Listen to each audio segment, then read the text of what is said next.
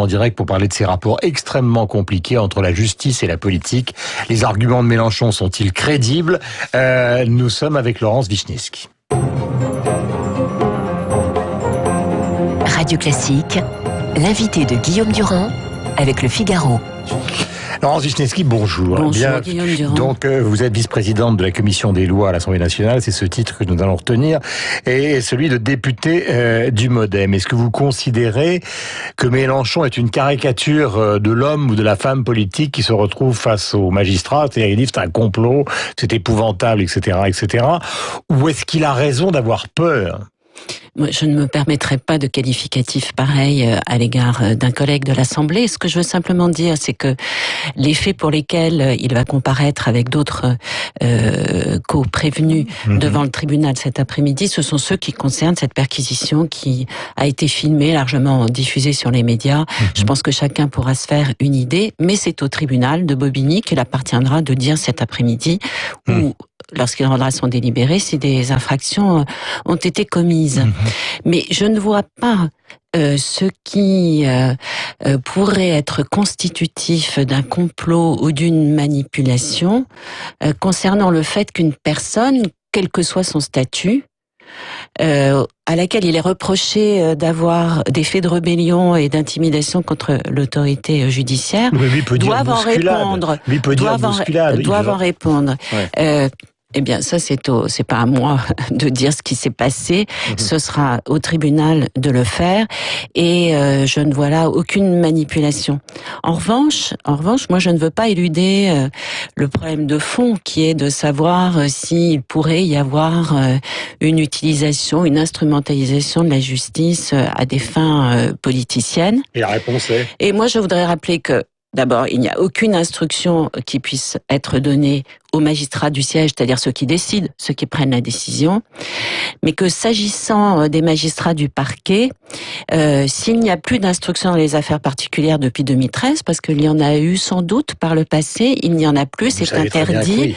Ce que je veux dire, c'est que le statut des magistrats du parquet est peut-être surtout son mode, le mode de domination des magistrats du parquet, laisse la porte ouverte au doute dans un très petit nombre de cas, mais en tout cas, je crois qu'il faut fermer cette porte.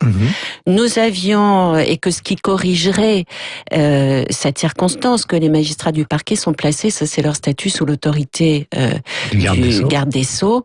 Je crois que ce qui corrigerait largement cette porte ouverte au doute, ce serait de caler les conditions de nomination, leurs conditions de nomination sur celles des magistrats qui décident. Et c'est ce dont nous étions saisis l'année dernière avec la révision constitutionnelle. Et malheureusement, j'espère qu'elle interviendra un jour. J'espère qu'elle interviendra d'ici la fin de la mandature. Alors évidemment, c'est compliqué de vous demander des commentaires, mais je me mets à la place des différents blocs de la société. Par exemple, vous vous en souvenez, au moment des présidentielles, tous les gens qui votaient à droite, quand ils ont appris l'affaire Fillon, ils se sont dit tout ça est totalement téléguidé. Il y a eu des articles de presse, c'est un cabinet noir. Les gens qui sont à droite et qui ont vu le procès Balkany, ils disent au fond, derrière des Balkany, c'est Sarkozy qui est visé. Mélenchon, lui, maintenant, il dit c'est Macron qui organise tout. Donc, au fond, dans la société, je veux dire, ces gens qui n'écoutent, qui ne sont pas des magistrats professionnels, ils sont absolument persuadés que rien du côté des magistrats n'est insensible à la pression politique. Et que tout ça peut être relayé par Mediapart ou par les autres qui discutent avec les juges. Enfin, vous connaissez ces sujets. Oui, c'est pour ça. Rien n'est nouveau. Je veux dire, lorsque j'avais 35 ans, on m'interrogeait sur les mêmes sujets. Et, oui, mais ceux qui les écoutent en sont persuadés. Oui, mais ce que je crois, c'est que, et vous le disiez vous-même tout à l'heure, lorsque nous en parlions avant que cette interview ne démarre, il y a une profonde méconnaissance de nos concitoyens s'agissant de la manière dont fonctionne l'institution judiciaire. Donc, il faudrait beaucoup de pédagogie. Il y a certainement des améliorations à apporter au statut des uns et des autres. Maintenant, je crois que c'est le jeu aussi de nos institutions de créer des équilibres. Un pouvoir correspond à un contre-pouvoir. Et donc, dans ce cadre, chaque personne, chaque chacun de nos concitoyens professionnels qui appartient à l'une ou l'autre de ces institutions doit faire son travail jusqu'au bout, sans mélange des genres. Je disais, mais ça c'est pas possible, pas de madame, mélange des genres. Mais regardez par exemple, Alors, quand vous retrouvez, madame, je prends un exemple, parce que vous connaissez ça par cœur. Quand vous retrouvez à la grande époque dans Le Monde des articles expliquant que la Mitterrandie était corrompue, les gens se disent tout ça sort des dossiers d'instruction. Alors ça vient des avocats, ça vient des magistrats peut-être. Ça a été pendant très longtemps la spécialité des équipes proches de Plenel, et ce n'est pas lui faire injure que de le dire. Alors vous voyez, donc, ça c'est le journalisme d'investigation. Vous avez raison de le dire. Ce qui est très compliqué, c'est que... Donc ils disent en fait le secret de l'instruction c'est bidon. Oui, mais interfère dans ces rapports, je dirais déjà difficile entre le judiciaire et l'exécutif, mais ce qui est logique, et ce qui correspond aussi au rôle de chacune de ces institutions dans notre République. À cela s'ajoute l'intervention, c'est vrai, des médias. Le temps judiciaire n'est pas le temps politique, n'est pas le temps des médias. Vous vous rendez compte, ceux qui, par exemple, ont voté à droite, qui se retrouvent avec un procès Fillon qui a lieu 10 jours avant les municipales, les prochaines municipales.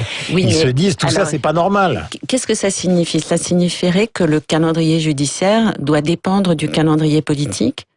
Je crois que chacun doit conduire la mission qui est la sienne, dans le cadre institutionnel qui est le sien, sans confondre les rôles. C'est vrai que les politiques ont souvent tendance à vouloir jouer les juges et s'indignent et s'indignent des affaires en fonction de leurs affinités. Et puis les juges ont tendance parfois à vouloir jouer les politiques en sortant de leur obligation de réserve. Ce qui n'a jamais été votre cas, ni celui d'Eva Joly. Ils laissent planer le doute sur leur impartialité. C'est compliqué de me demander ce que je pense de moi. Donc je crois que les affaires et les décisions judiciaires qui ont été rendues parlent pour moi, et je préfère que ce soit les décisions judiciaires qui parlent pour moi plutôt que moi, parce que personne n'est parfait. Mais reconnaissez que rentrer dans le cabinet d'un juge d'instruction, surtout quand il s'agit justement du pôle financier, on comprend que ce soit perturbant, angoissant. Mais je le sais, je le comprends. Je crois que cela peut s'apparenter à une violence légitimée par le code de procédure pénale. Il est rare, évidemment ça arrive, et je vous le dis, nous ne sommes pas infaillibles, mais il est rare à chaque stade de la procédure que ce soit seulement le hasard ou une manipulation ou un complot. Jusqu'à maintenant, je n'ai pas connu ce type de configuration. Mais s'il n'y a pas suffisamment de charges, heureusement, notre procédure prévoit le classement, le non-lieu, la relaxe. C'est ce qui est arrivé d'ailleurs à Roland Dumas dans un deuxième procès dans l'affaire Elf. Et il faut laisser, je dirais, notre système judiciaire fonctionner. Je crois que c'est la meilleure garantie. Vous êtes député et parlementaire du MoDem, je l'ai expliqué tout à l'heure. Malheureusement, le temps est écoulé, mais puisque vous vouliez parler d'immigration, je vous promets que vous reviendrez pour qu'on puisse commenter ensemble l'actualité politique. Là, c'est l'heure de la revue de presse. Ce n'est pas un engagement en l'air. Vous reviendrez. Je vous en remercie.